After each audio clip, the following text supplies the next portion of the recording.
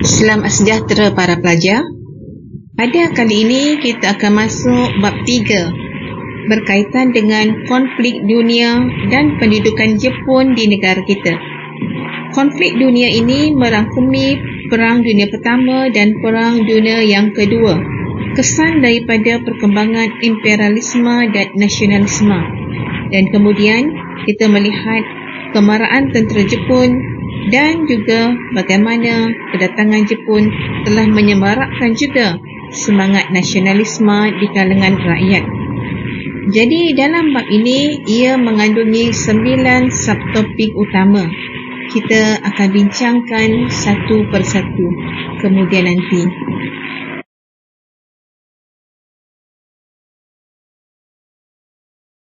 Okey.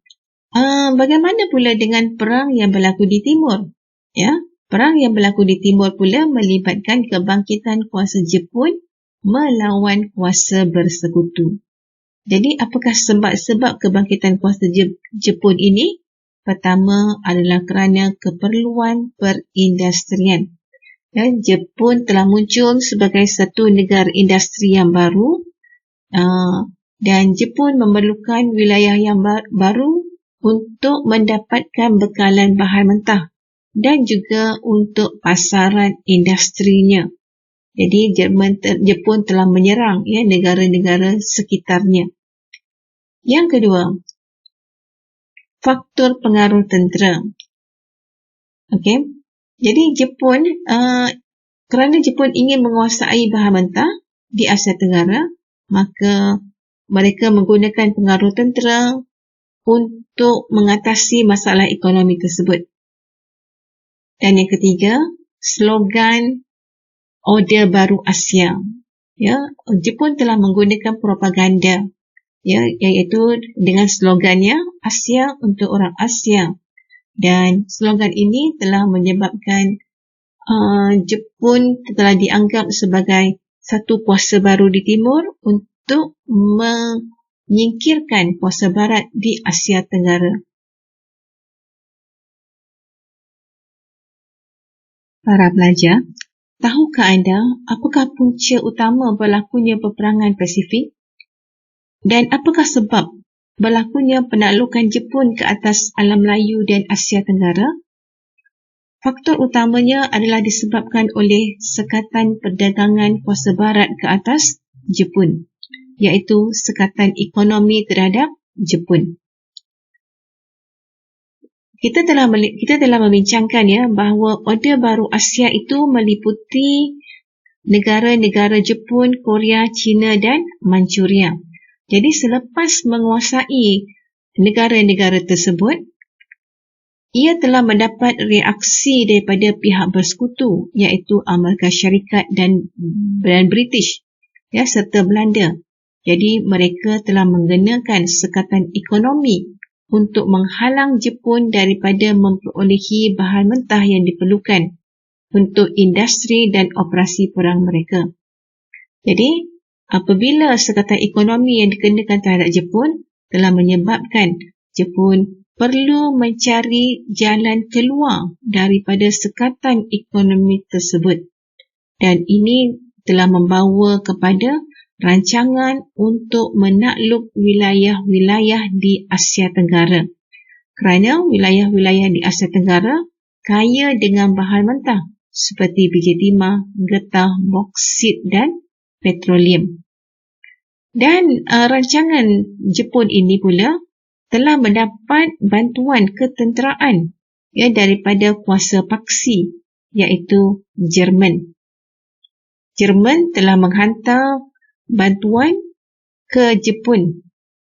Jerman telah menghantar bantuan ke Jepun, dan ini menyebabkan Jepun mempunyai sokongan ketenteraan, dan mereka iaitu Jepun telah mengadakan satu rancangan untuk melumpuhkan pertahanan barat. Pertahanan barat. Apa yang dilakukan oleh Jepun? Maka Jepun telah menyerang Pearl Harbor yang merupakan sebuah pangkalan tentera Amerika. ya, sebuah pangkalan tentera Amerika di Lautan Pasifik. Dan tindakan Jepun ini telah menyebabkan tindak balas daripada Amerika, maka berlakulah Perang Dunia yang Kedua. Sekarang kita melihat kronologi Perang Pasifik yang melibatkan negara Jepun. Jadi Perang Dunia Kedua di Asia Pasifik bermula apabila Jepun menyerang Tanah Melayu dan Pearl Harbor, Hawaii, iaitu pangkalan tentera laut Amerika Syarikat di Pasifik. Serangan tentera Jepun terhadap Pearl Harbor adalah bertujuan untuk melumpuhkan armada laut Amerika Syarikat di Pasifik yang boleh menjadi penghalang kepada perluasan kuasa Jepun di Asia Pasifik.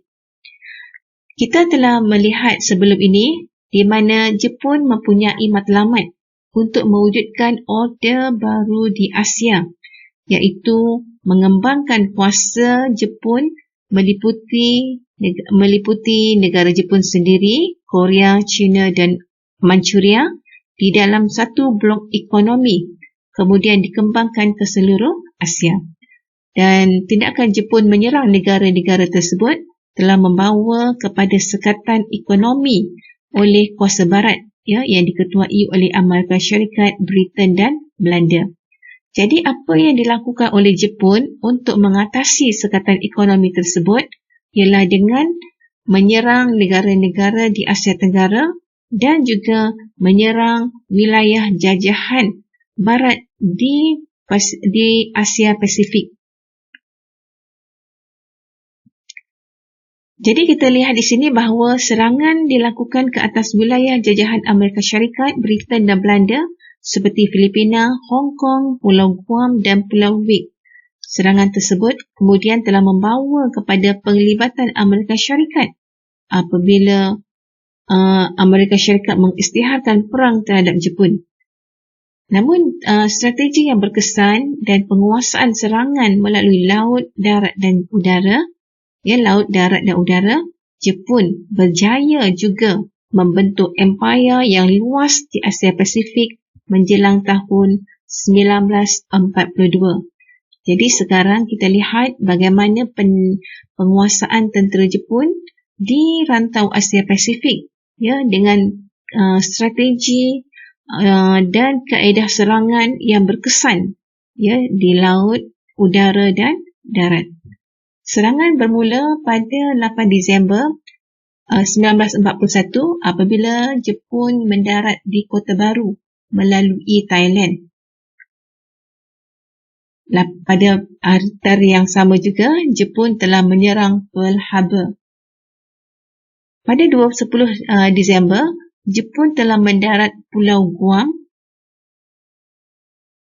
16 Disember, Jepun mendarat di Miri, Sarawak.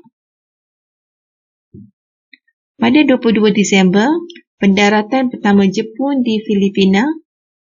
Pada 23 Disember, Pulau Wake telah jatuh selepas serangan Jepun kali kedua. 25 Disember, akhirnya Hong Kong menyerah kalah kepada Jepun. 2 Januari 1942, Manila telah dikalahkan. 2 Januari tarikh yang sama, Jepun telah menakluk Burma. 19 Januari, Jepun telah menguasai Sandakan di Sabah. 15 Februari, Singapura yang merupakan pusat pentadbiran British telah kalah ke tangan Jepun. Dan ini juga menandakan bahawa seluruh tanah Melayu juga di bawah penguasaan Jepun. 19 Februari 1942, Jepun telah mengebom Darwin di utara Australia. 27 Februari, berlakunya pertempuran di Laut Jawa dan Jepun berjaya mengalahkan tentera bersekutu. Dan pada 28 Februari, Jepun telah menyerang Pulau Jawa. Jadi dalam Perang Dunia yang Kedua ini, yang merangkumi perang di Eropah dan Asia Pasifik, telah mengorbankan hampir 75 juta nyawa dan membawa kepada kemusnahan dan harta benda.